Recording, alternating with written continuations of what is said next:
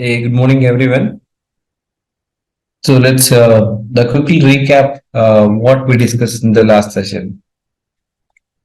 See, in the last session, we have discussed about like what is mean by load balancer, how to distribute the load between the servers. In that practically we have seen about how to install the servers, how to attach servers to load balancer, how we can distribute the load between the servers. That is the concepts we have discussed in the last session. Okay. And for your kind information, guys, today is the last session for the demo. And from Monday onwards, we're gonna start discussing about regular classes. So if anyone interested to continue with this course, please contact the respective consultants. Yeah, that is what I want to share the information. It's fine. So in today's session, we're gonna talk about what exactly Jenkins will do it. So why we go for the Jenkins in the DevOps platform, and how we are trying to discuss about automation part. When we in the first demo session, I clearly mentioned about the pipeline. What are the tools you required to perform the automation, right?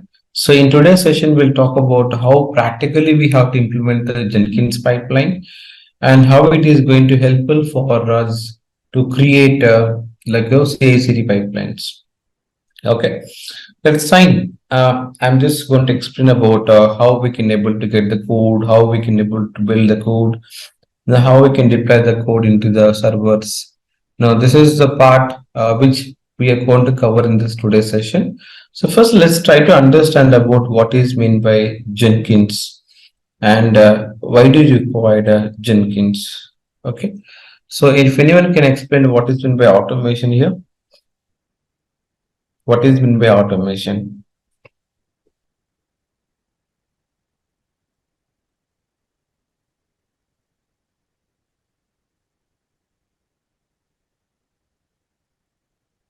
Okay, fine, no problem. Let me just explain that first theoretically. After that, we'll go for the practical session. Let me just share my screen.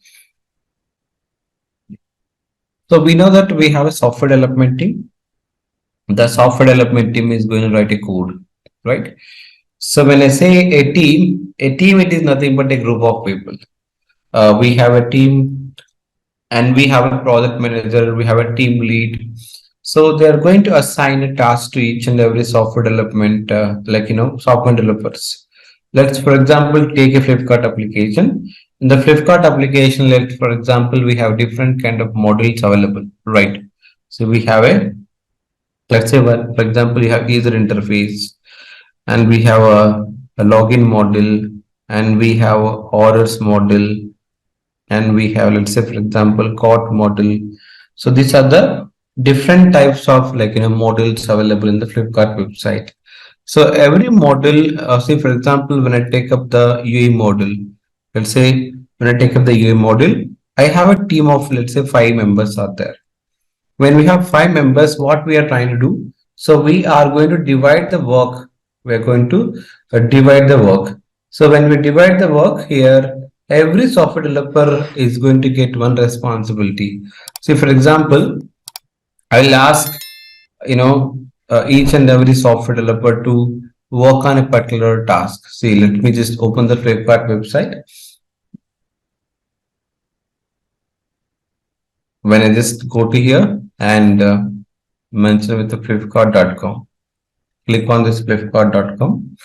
Now, this is, let's say, for example, this is my user interface. In user interface, look at here, we have a grocery model and mobiles model. We have fashion, electronics, home furniture, appliance, travel, beauty tips, and two-wheelers. Again, if you just go to inside the mobile phones, we have different brands we have. So when you click on the mobiles, see, we have something like, again, we have different, brands we have. Like, for example, we have Samsung, we have Vivo, and we have Oppo, we have Apple, we have Realme. When I click on the Samsung, again, there are like a different kind of model, different kind of information we have to provide to the customers. So this is what exactly we have to understanding about here. So every software developer, it is going to implement different the pages, different tasks. Now, once they write all the code, what they have to do, they have to store a code in a particular code repository.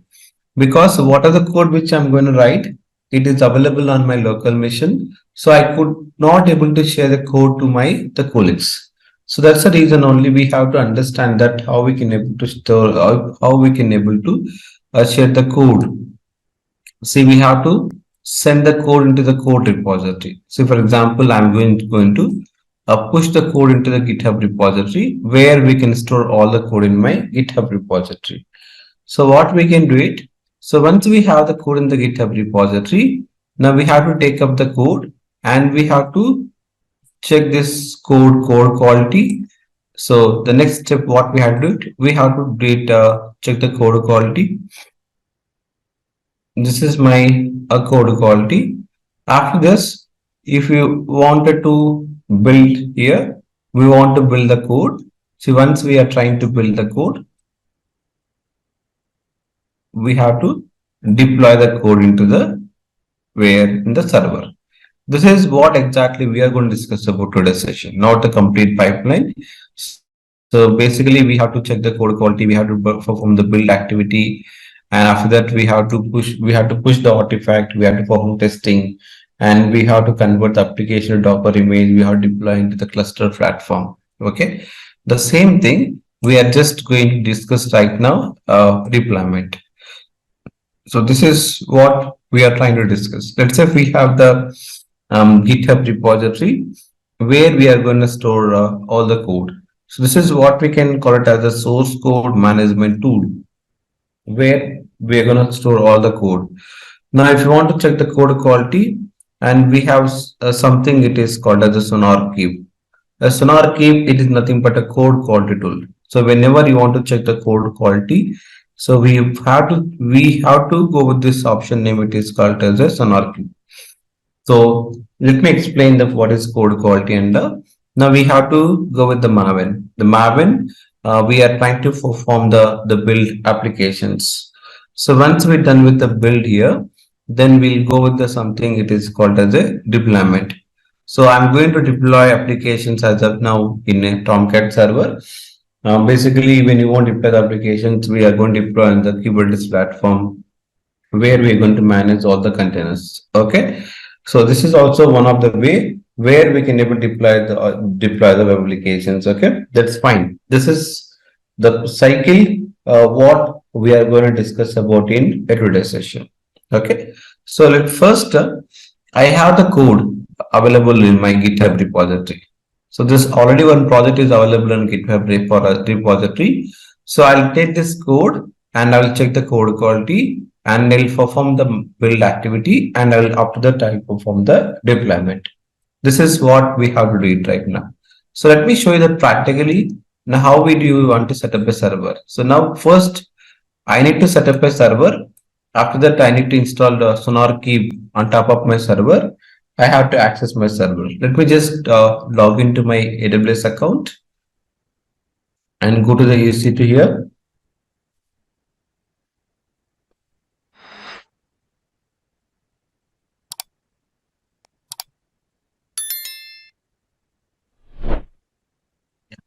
Instances now.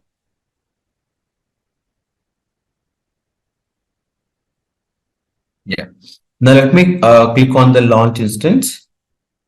When I click on the launch instance, we have to mention about the instance name. The instance name we have to mention, let's say for example, a sonar keep server. If you just come down, go to here, I'll choose Red Hat. In Red Hat, I'm just choosing this filter eligible, and come down. See, whenever you're trying to install a SonarQube server, Jenkins server, Tomcat server on the cloud, so we have to understand the prerequisites. For example, go to the SonarQube download official documentation here. So first we have to check the prerequisites. We have to check the prerequisites. If you just come down, look at here, you have an option called the documentation. If you go with the documentation, see there is a requirements, Okay, so when you just go to the prerequisites and overview. So in the prerequisites, we have to check with this particular, like what are the prerequisites we required whenever you install the server. See, a small scale individual instance of the Sonar Cube server requires a 2 GB of RAM to run efficiently and 1 GB free of the RAM for the OS. So how much we require right now? 2 GB RAM we require. So that's the reason only. What I can do, I'll just choose a 2 GB RAM, and also we should install this particular Java 17 version or Java 11 version is okay. This is prerequisites of this particular Sonar Cube server. If you don't install the Java, it doesn't work this particular. It doesn't work this particular server.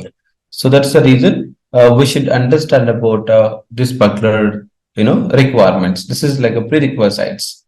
See, we required a Java and we required a 2 GB of RAM. So this is the prerequisites.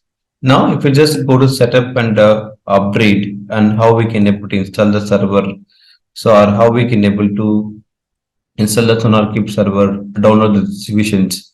So here they will just they give the links how we can download, how we can able to install all this in the official documentations. So whenever you want to download, we have to take from this particular official documentation only. Even when you want to download on the Windows platform, when you want to download on the platform called as the Linux platform, this is all the steps we are going to get from here as well. Okay, let's move on. Now I'm just going to install here. I'm choosing now two CPUs are required, and let's say go to here. I'm just go to the two CPUs and 4 GB RAM. Or you can choose one CPU, 2 GB RAM also. That's absolutely fine. Now I want to run my server efficiently, so I'll go to the two CPUs and 4 GB RAM, and come down the key pair. I'll choose a key pair. It is nothing but XLR hyphen Linux. This is a key pair. And if you just come down, we require the network settings. So now I'll just create a security group now, that which is existing one. Let's see that I'm required 30 GB. So let's see, mention about 30 GB storage, and come down, click on the number of instances. How many? I need one instance. Click on the launch instance. I'm launching an instance right now.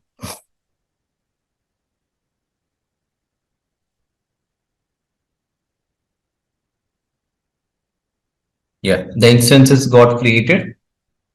Now go to here, view all instances. Now click on the refresh. Click on the refresh here, and we are waiting for my server to up and running.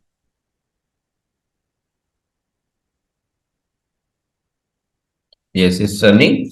So don't worry about the commands, whatever I'm just going to execute right now, because in this course, I'm going to cover about Linux commands as well.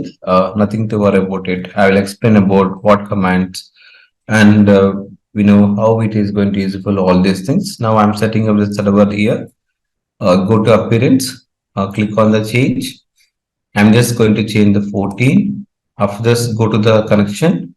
In the connection, we have to provide the 60 seconds and go to the SSH. Here, authorization, click on the browse. So we required a XLR hyphen Linux. This is my key pair, and click on the open. This is the key pair which I'm just trying to open right now. Okay, I have connected to my server successfully. Now here we have to install the server. So we have to install server. So when you want to install server, first we have to download the package. We have to install the dependencies. We have to install the required softwares, all these things. I already documented this when how to install a SonarCube server. I'm just going to open the document. Let me execute the same commands over here. Let's say this is my SonarCube server installation. Done. So whenever you are going to deal with the servers, the first you are going to become a root user, because as a root, you have all the permissions to install any packages. Type the command called sudo su.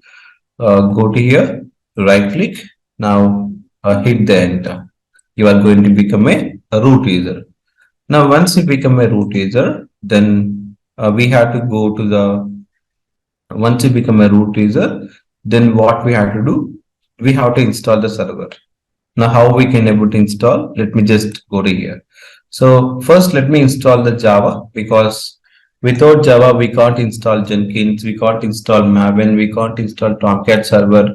So we can't install any kind of servers. That's the reason now I'm just trying to install Java. You guys just try to observe that what command I'm executing, why I'm executing, but don't make to understand, because initially it is difficult to understand. When we done with the deadlines classes, you'll familiar with this, all these commands. Now hit the enter.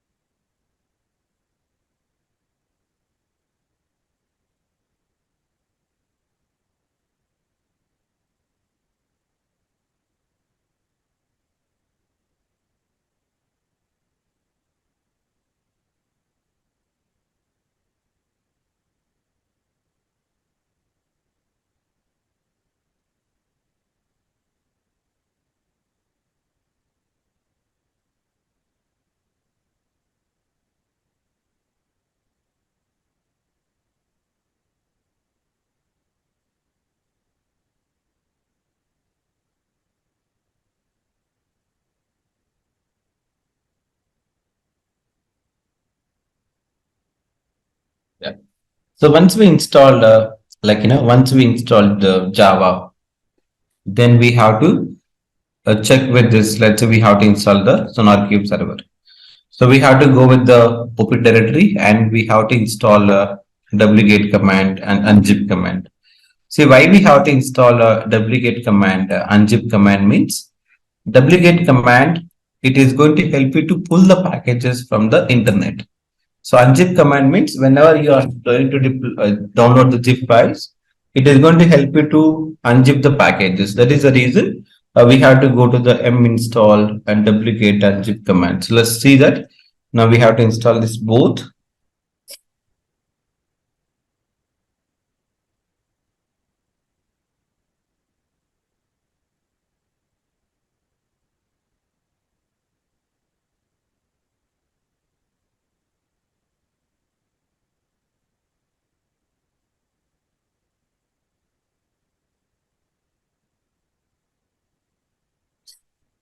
Now, this is like where we install a wget command and unzip command. Now we are trying to install a zip package of this particular SonarQube server. So go to here, download with the wget command. We are installing 9.6.1 version. Now type the ls command. We got a zip file. Now type the command called unzip here. So we are trying to extract the files from the zip. So when you want to unzip the package, we have to use a command called unzip. Let me just do it fast. I'll just want to create a pipeline. See, when you type the ls command, your package is got extracted. Now we have to install server. Whenever you want to install server, we have to create a user account. See why? Because it is not good to run all the service as a root user. So that's the reason what we have to do. We have to create a server is not advised to run in a Sonar service as a root. So we have to create a user called as a Sonar, or whatever the user you want to create, you can create. That is not a problem. Now type the command called user add, so that what we can do is nothing but we are creating a user account. So with this user only, I'm just trying to access my server. I'm just going to start my server. Go to here, right click. Now we have just user got created. For this user, we have to give a sudo privileges. So when you just hit the enter, it is going to be insert mode. Press I. Now for this user, initially we don't have any, we are not giving any permissions. So installing packages or accessing any services. So we have to add our server name here. So I would say username, provide Ansible. Now here we have to mention about all is equal to all. Okay. After this, you have to mention the no password all. This is the step we have to follow this here. Now we have done with this Ansible, all is equal to all, the no password colon all. Now press escape. Now colon WQ. We are going to save the file. See, once you save this particular file, then what is the next step? So once you saved, then we have to change the permissions. That means if you just type the ls-l command, as of now for this particular folder, see we have a root is a owner and it belongs to root group. So we want to change this permission to the user called as a sonar. That is the reason only we have to change the permissions. So whenever you want to change the permission in Linux, there is something it is called as a chown. Nothing but it is going to help you to change the owner. So once you hit the enter, it is going to tell you that sonar colon sonar. Now I'm just going to change the permissions with help of the ch mode. So that means I'm trying to change the permissions. Now if you just type the ls-l command, see previously it is a root, but now it is got changed to sonar and sonar. Sonar is a user and sonar is nothing but it belongs to sonar group. Now we have to start my server. So first you have to log in as a sonar user. If you type the command call su means switch user. Once you log into the switch user, then we have to go with the cd /opt and sonar keep /bin hyphen linux hyphen x86. That means you have to go with the Linux operating system. If you just hit the enter, see we have a shell scripting file, sonar.sh file. Now we have to start run this file. Once you start run this file, then only we can able to start my sonar keep server. If you done any step wrong, you can't able to access your server. Now hit the enter. Your server is started. Now how to access my server?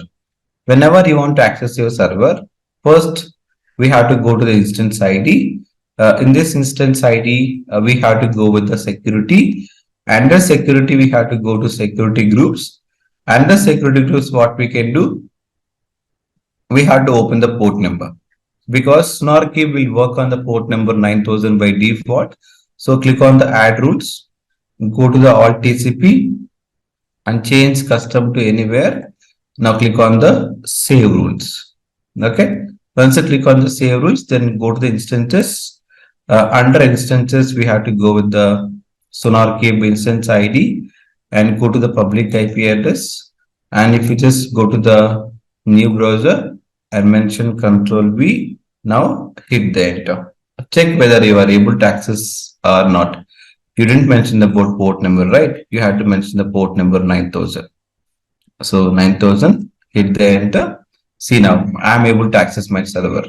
See, it is asking about login ID, username, password. Initially, our login name, it is a username, it is admin, and the password also it is a admin here.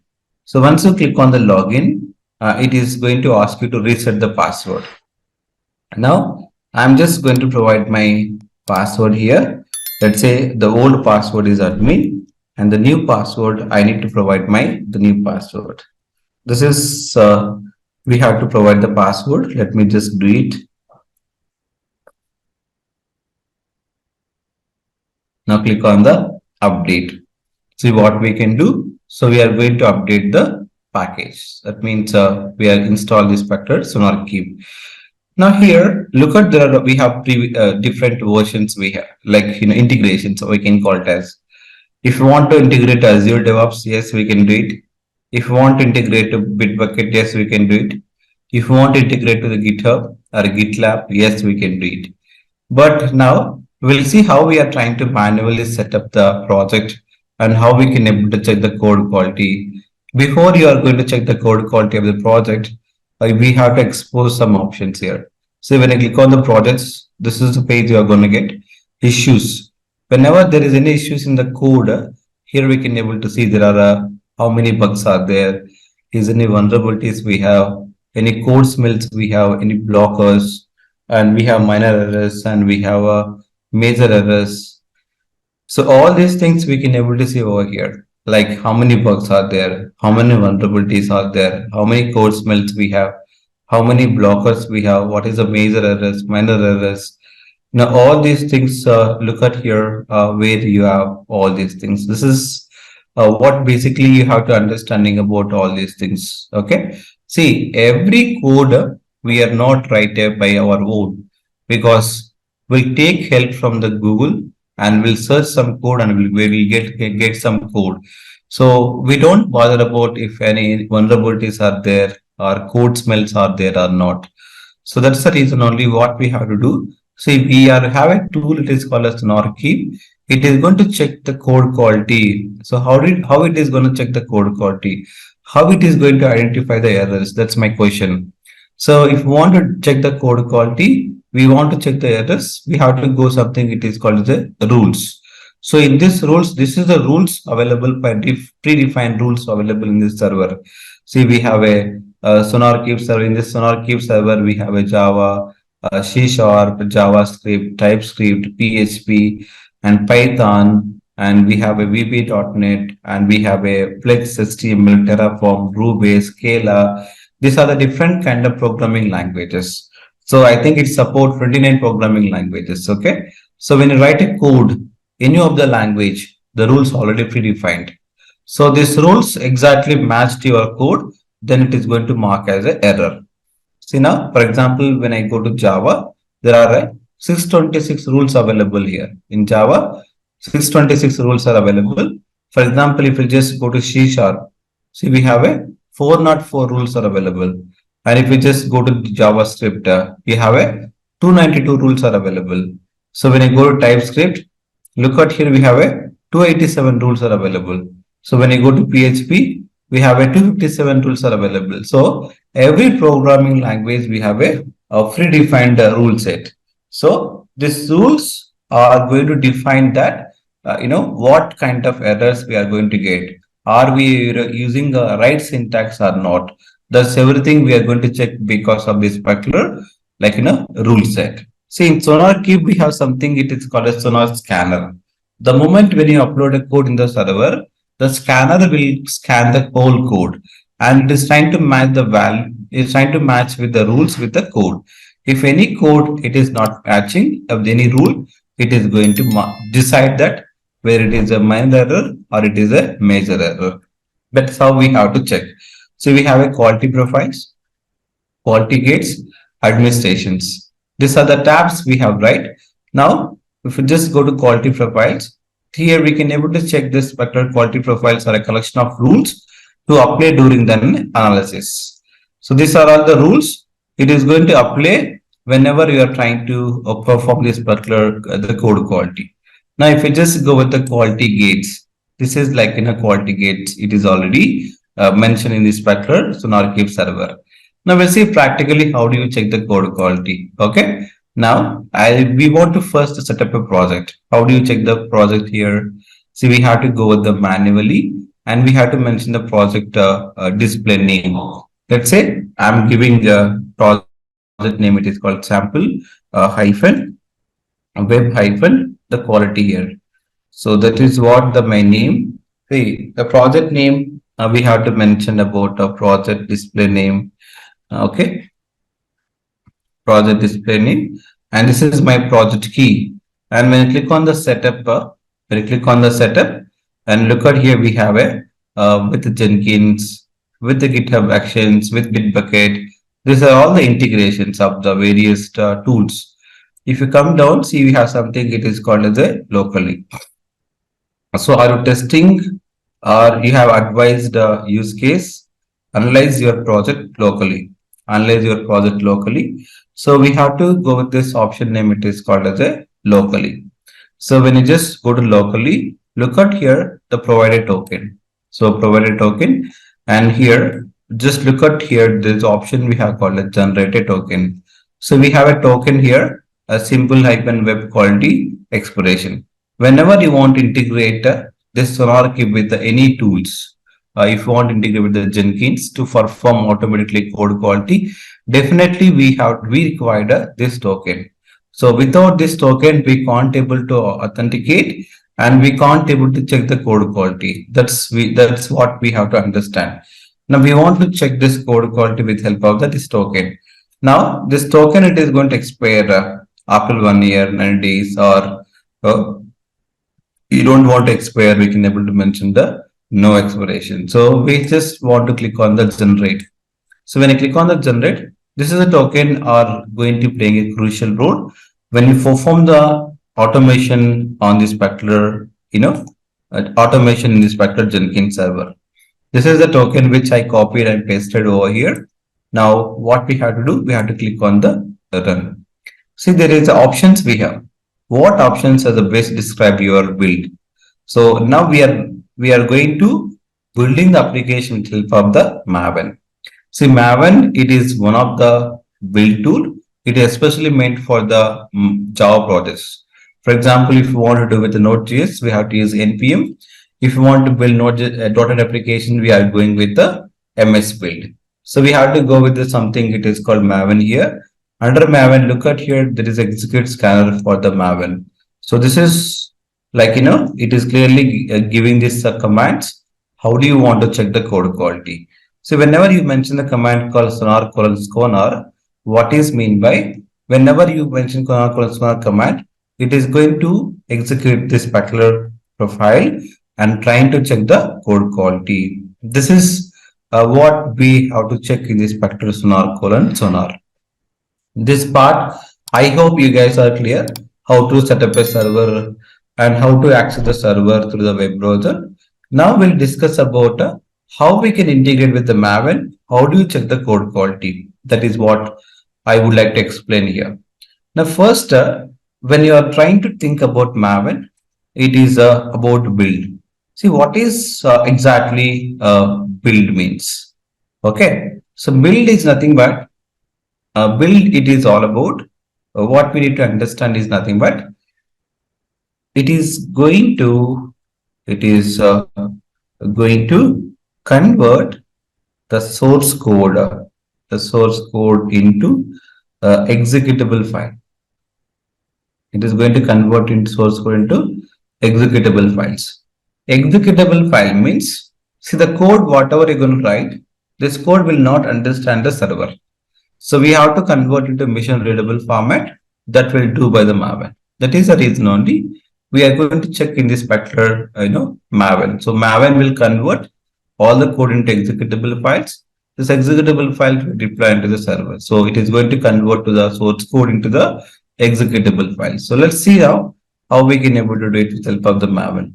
Whenever you want to work with the Maven, in the Maven, there is a formed XML file available. Form.xml files. So I'm just giving introduction about what is Maven. Let's try to understand. See, form XML file is nothing but a project. Okay, object model. See, what is meant by a project object model? Why do you go for this particular project object model here? See, whenever you wanted to check this like a code quality, or when you want to perform the build activity, without this form XML file, we can't able to perform code quality, or we can't able to build your applications. It is part of your project. So this form XML we will create. See, as a DevOps engineer, you are not responsible for creating a form XML file. Form XML file will create by the software development team, and we have to check this in the form XML file what kind of project they are trying to build, what kind of artifact they wanted to build. Now this is part where we have to focus more on this particular form XML file. See, it contains a metadata in this form XML file, and also it contains metadata, and also it is going to contains dependencies of the project. It contains plugins. What are the plugins which you are going to use that we are going to insert the form XML file, and also we can perform the testing with help of the form XML files. That means we can write test cases with whatever it is, JUnit or whatever you have. So that is also we can do with help of this particular the Maven. Now this is what we need to basic idea about form XML file. Now we have to edit this for XML file. So let me just go to the Google here. I'll log into my GitHub repository. So let me just go to the GitHub repository. Now we just want to go to the, let's say, your repositories. And here I'll just get my project here. Let me just go to the Maven. This is a project which I'm going to take up right now. And here, if you just see, there is an option we have called as a for XML files. So we want to do some changes. So before you do changes, what we can do, I'm just going to clone this code into my local repository. So because now we are doing with and local missions, I'm not explaining anything on the cloud. So when you start the cloud, you will understand how to perform automation on the cloud, how we can deploy the applications on the cloud. So I will just open my command prompt. Let me just go to here. I already installed Maven on my local machine. Okay, let me show you that. So this is my command prompt. Go to here and type the command for ambient hyphen version. Now hit the enter. This is the Maven what I installed. It is 3.9.4. This is where we set up the Maven home directory. C colon program files Maven Apache Maven 3.9.4. This is a version called 11.0.19. This is a Java version we have. Now I'll go to the a particular directory where I need to download my project and type the command called dir. If you just go to the workspace where I'll have to download my application. So let's type the command called git clone. So this is the command. It is using Git to clone the entire project into my local machine. That means I'm trying to download into my local machine. So just hit the enter. See, it is going to download the entire code. Now, if you just type the command called dir, see, it is got downloaded. So if you just go to the Maven web application, now just hit the enter. Now type the command called dir. All the source code files, all this .xml file, everything is available over here. So when you want to check the code quality, now here we have to perform two things. The first one, let's go to the let's go with the C drive. Let me just go with the workspace. In the workspace, let me go with the sample Maven application, and here go with the .xml file and open this .xml file in the Notepad++. So let me just open the Notepad++ and open the Notepad++. Let me just open this. Now what I will do it, I'm just going to drag and drop this .xml file in this particular notepad. So because there are some changes, we have to do it. Now let's go to here. I'm going to check this one. Yes. See, now whenever you are just drag and drop, there is a what kind of project you're trying to do it. I'm just trying to package in the work file. I'm trying to do it. Which version you are doing. Now, let's say this come down. We have to go with this option name. It is called as properties over here. Like in this properties, see, when you just look at this properties, there is something it is called as a sonar host URL. Whenever you provide the sonar host URL, that means where you configure the SonarQube server. That's we have to understand. So I'll go to my server. I need this URL. So I'll just copy from here. I'll just copy from here. Copy this one. Okay. Let's go to the copy there. And we have to go with this .xml file. And we have to paste over here. That means we are telling that where we install the SonarQube server. Now mention control V. Now, once you mention control V, then we have to provide a username and login. So this is manually I'm doing. In automations, we are not passing any usernames, passwords, okay? Because we are trying to authenticate with the token and we are trying to check the code quality. Now I'm just going to provide the password here. Let's say, let me, okay. So let me just provide the password.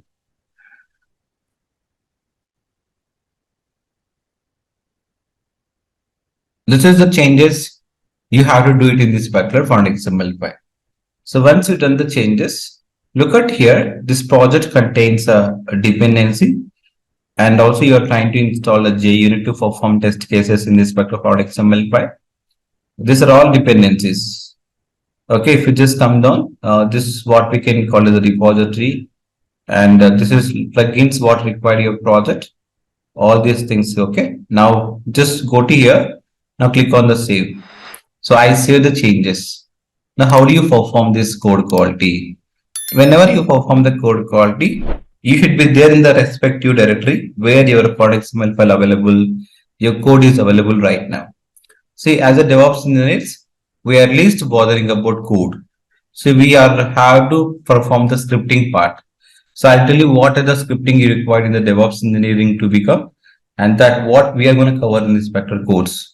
So now when you want to perform the code quality, see this is a command, what you have to, we have to copy this one.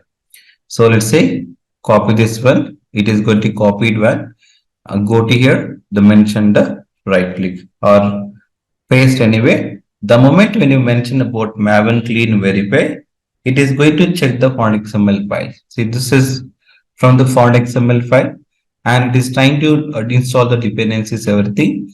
Now, see, look at here. It is trying to identify this particular sonar key version 9.6.1 version. It is trying to check the code quality now. Okay, so let's do it. See, this is my server ID, and where we have to do it, all these things. Look at 7 files got indexed. So we'll just wait a second. It's time to check the code quality.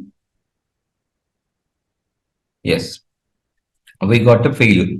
So I'll tell you why we got failed. Okay, now let me just go to the from the beginning and try to understand what exactly it is doing my Maven. See, first, whenever you want to, I told you that perform the code quality, we're going to check the code quality with help of the Maven, right? So this is going to check with help of the Maven. The moment when you type the command called mbn clean verify, it is going to execute this particular, a project. So how it is going to check the code quality means we are going to check the code quality, and with help of the sonar key that we integrate with help of the Maven by using the URL, by using username, and by using the password, right? Now here, look at here, it is trying to build a project for an XML file. I told you clearly, if you want to work on the Maven, we must require a for an XML file. Look at, we have a Maven hyphen application. This is the version we got it, and we are trying to building a war file. So if you just come down, look at here, it is trying to load building Maven application 0.1 snapshot, and it's trying to check the code quality now. See this, this is first, it is going to check the code quality, then it is going to build the package, because once you build the package, it will directly go to testing, or it will directly go to the deployment. So if there is any errors in the war file or executable file, there is no meaning of checking the code quality. That is the reason first we check the code quality, then we are trying to build a project. So look at here, this is my user catchy, see users murali's.sonar catchy, and this is it is loading the plugins. So first it is trying to integrating a sonar key with the Maven. After this, if you just come down, look at here, it is trying to load the quality gates. So it is a load quality profiles, and look at the timeout, and look at here the indexing files, 7 files were indexing, and if you just come down, it is trying to identify the which programming language we used.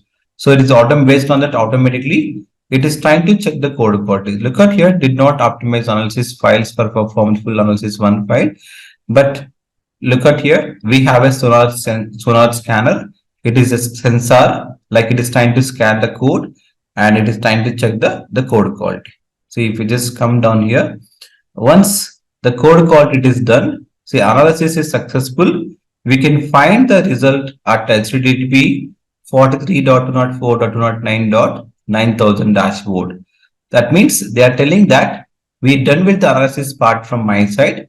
You can go ahead and check your quality profile. This is the URL, right? Now, if you just go to the issues, when I click on the refresh here, see when I'm just reloading my server, and now go back to your issues tab. So if you just go to the projects here, Okay, look at. Previously we don't have anything, but now see there is a the Maven hyper publication. It is got passed. So why it is got passed is nothing but, so when I just go to the issues port, so even though these are the errors we identify in this particular project, look at here, these are the errors. How many errors are there?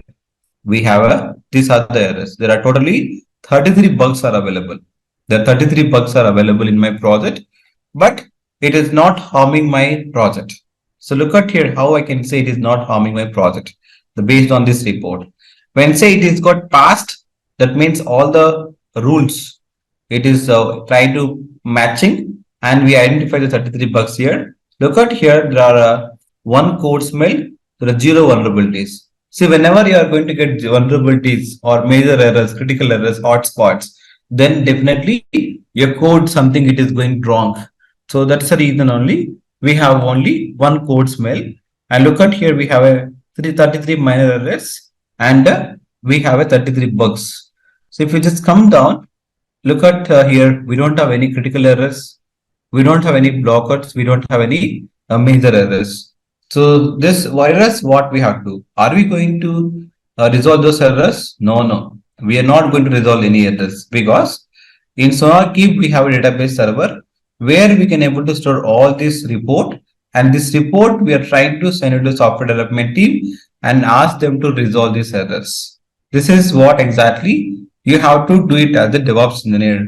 Your job is only to check the code quality, not to resolve the errors.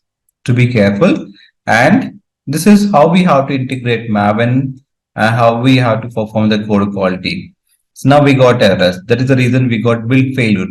So these errors we have to send it to the software development team, and they are going to rectify these errors. Clear? Anyone have any questions here?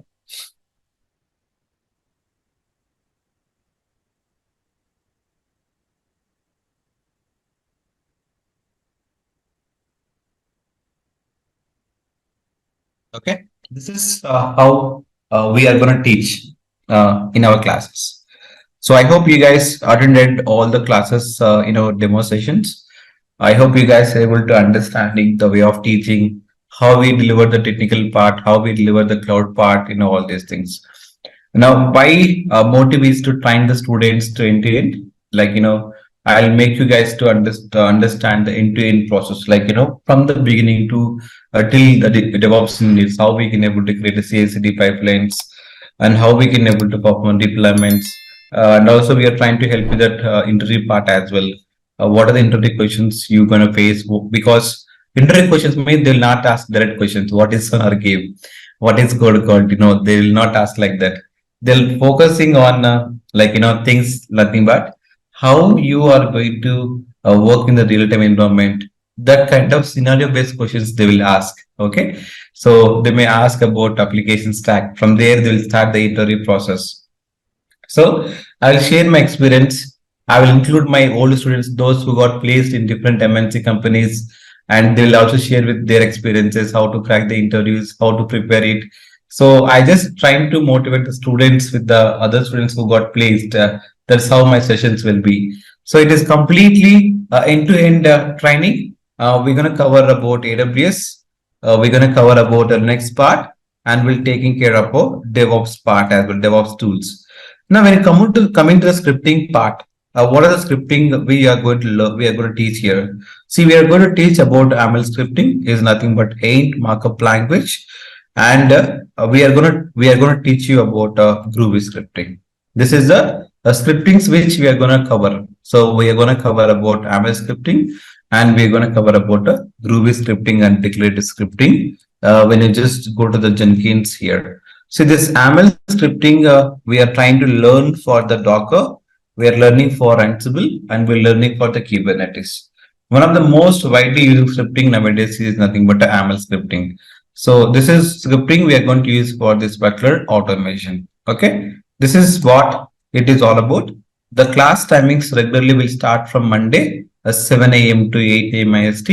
So I have a 9 o'clock at office. That's the reason I'm taking a 7 a.m. to 8 a.m. So once I done with my office hours, I mean to say from the next month, I'll try to take up the the more time, like 1.5 hour session like that. So I'm just going to help you about it. So this is guys all about my the course details. If you guys really interested and you wanted to build your career in the DevOps engineers, I know we are really help you about it. This part already we shared with we help you on the interview part. We provide the references wherever we find the referrals with the genuine referrals with our colleagues or our in area. So definitely we are here to help the student to get placed. There are many students got placed in years also. One of my student he got 7 lakhs per month. I'm talking about. So he got approximately 115K. That means this is the what the salary he got per month. So 115K. So this is like my students go achieving so far. So there are many students they got placed from a degree background to the DevOps platform. They moved from system admin platform to the DevOps platform, Java developer to DevOps platform. There are many success stories there, but this is the way of teaching my style and how I'm delivering subject to you guys is. Okay, thank you very much.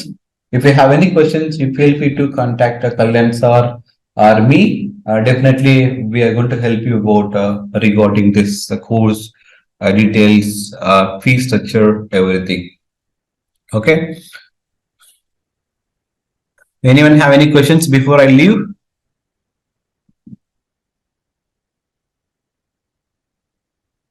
I hope no questions with anyone. Thank you very much. I'll see you in next classes. Thank you very much.